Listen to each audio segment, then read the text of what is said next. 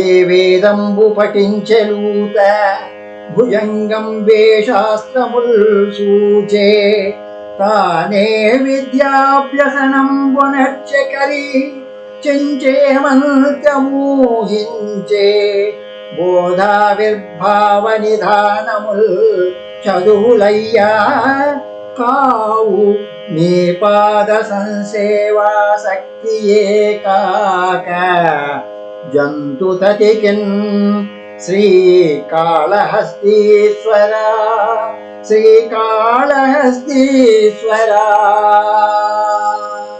శ్రీకాళహస్తి అంటే కృతయుగం నాటి సాలెపురుగు శ్రీ, త్రేతాయుగం నాటి పాము అంటే కాలము, ద్వాపరం నాటి ఏనుగు అంటే హస్తి.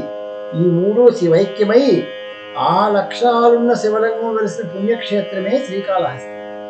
శ్రీ అంటే కృతయుగం నుండి నేటి దాకా తన కర్మలనే సాలెపురుగులను తానే ఉత్పత్తి చేసి తానే అల్లుకుంటూ అందులో ఆ సాలెగూట్లో తనకు తానే ఇరుక్కుని బయటపడలేని జీవుడే సాలెపురుగు.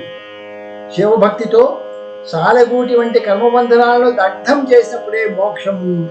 అదే జీవునికి శివ సాయుధ్యం. త్రేతాయుగం నాటి కాలము అంటే బుసలు కొట్టే భావోద్వేగాలు, ఆవేశకావేశాలు, కామోద్వేగాల ఉద్విగ్న మానస జీవుని ప్రతినిధి.